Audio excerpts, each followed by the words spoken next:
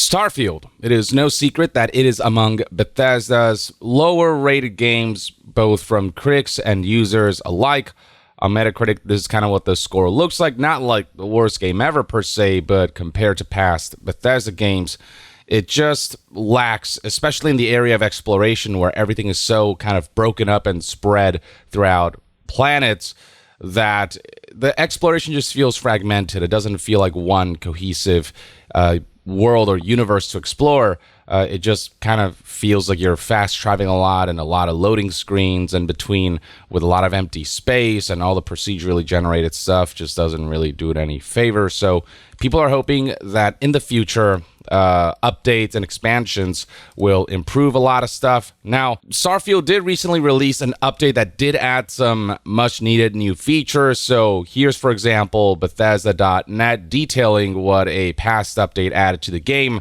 The fact that you no longer have to do the whole people looking directly at the camera and the camera being stuck with every person who's talking style of dialogue. You can actually do the Skyrim seamless dialogue, which is a great addition. They added surface maps. Finally, the lack of maps was kind of baffling at launch, but the addition of this made the experience significantly better. New gameplay options. I mean, there's all these toggles now. You can increase the carry capacity, among other aspects, and really tweak your gameplay experience, which is really neat. Some ship customization stuff for the interior, display settings for Xbox, where you can target 60 FPS on Xbox Series X.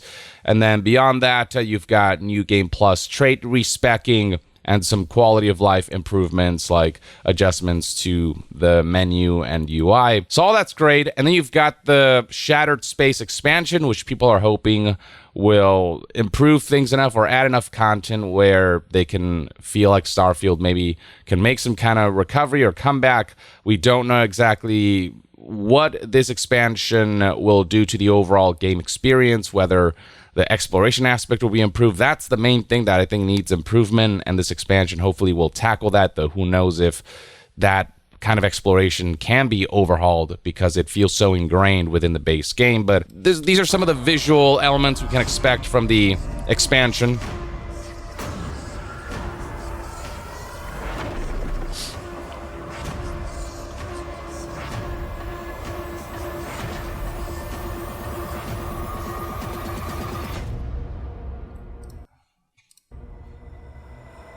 So yeah, some interesting stuff going on there. Given the disappointing nature of the base game's campaign, which felt just very repetitive in its tasks and whose characters just didn't quite resonate with me, I hope that Shattered Space will really be able to deliver a more just, I don't know, a campaign that hooks me more to the experience. Now, one of the things that this trailer also introduced was user-created content and mods that are being sold. I wish you the best of luck. As well as Bethesda-created mods that are being sold. New custom content from Bethesda Game Studios and community creators. Some of which is free, some of which you have to pay for. We've been down this road before with Skyrim and Fallout, and both times it wasn't particularly well received. It didn't go down particularly well. Bethesda insisting on going down this path again just won't do optics of this game any better. In fact, if you go to Starfield's Steam page right now, you'll find that there's been a flood of negative reviews. The game's currently sitting at a recent review score of only 35% from almost 2,000 user reviews, and the overall review score is still sitting at a mixed score of 60% from almost 100,000 user reviews. And scrolling down, you can see the graph here that shows the kind of even spread of positive and negative reviews, and then the paid mod stuff starts to release, and suddenly you can see that negative reviews have started to become more prominent than positive reviews. And top reviews you'll see here, with people finding these kinds of reviews helpful, kind of highlight how it feels unacceptable that they're pursuing paid mods again, especially when the initial batch of stuff not only is overpriced, but the content itself just doesn't feel substantial enough for the price that they're asking for. So reviews read along the lines of, really another push for curated paid mods no one asked for? Are you this desperate for modders to fix your game on a budget instead of doing it yourself with developers on an actual payroll? This disconnected from the actual foundations of your success your titles have had this far. There's a simple reason why many players and modders enjoy modding their games for decades.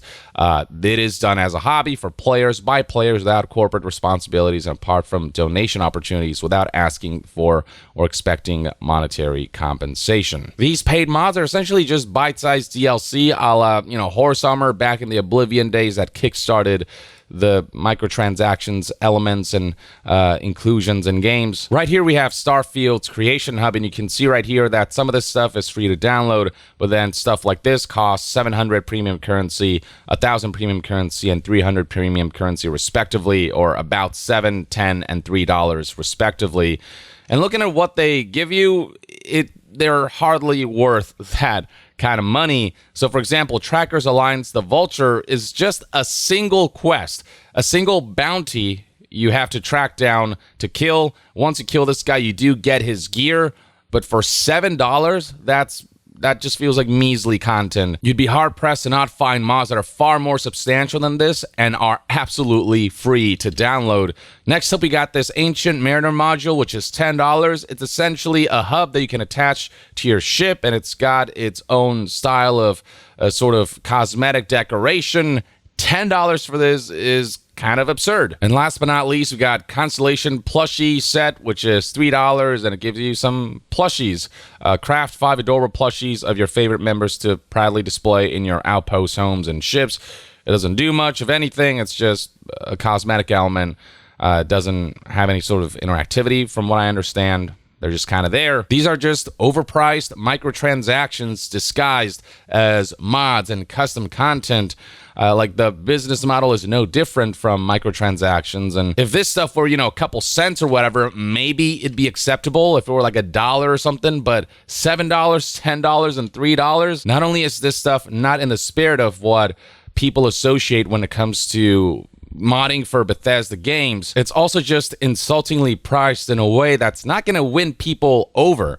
Paid mods is just not something that people are going to gravitate towards if the business model looks like this, and if this is the kind of price point that we can expect for future content. Like, you could choose to spend $20 on either all three of these paid mods that total $20, or you could take that money and spend it on a really good, extensive, and fully fleshed out indie game. Hell, something like Vampire Survivors costs $5. It's just $2 more than this plushie set that does absolutely nothing, and it's cheaper than this one single quest that gives you some new equipment.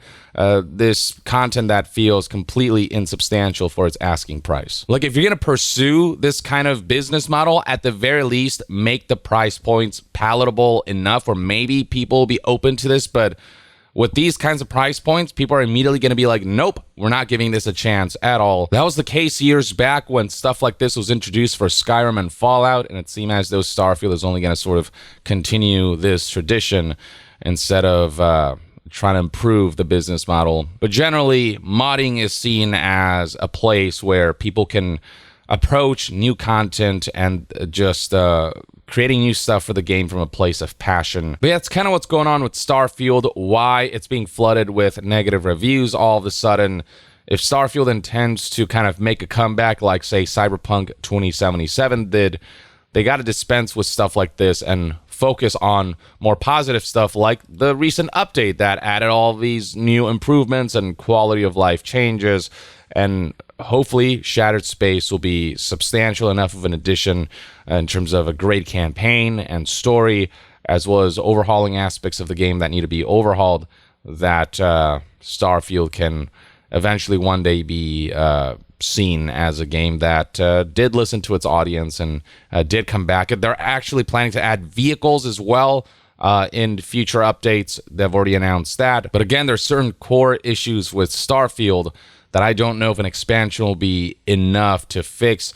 It feels like just the foundation of the game was designed in such a way where it diminishes that Bethesda-style sense of exploration that we all fell in love with. But I don't know. We'll see. Maybe the DLC and expansion will surprise us.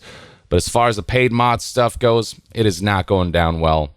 But this is the latest on Starfield, ladies and gentlemen. Let me know in the comments below what your thoughts and opinions are on the introduction of these paid mods and what you think we can expect from the Shattered Space expansion and what you think about things like the update that added all those quality of life changes and whether that gives you more hope for Starfield's future. Share your thoughts in the comments below, and to be further updated on all things gaming news, reviews, and discussions, stay tuned right here on Young Yeah. I'll see you guys next time.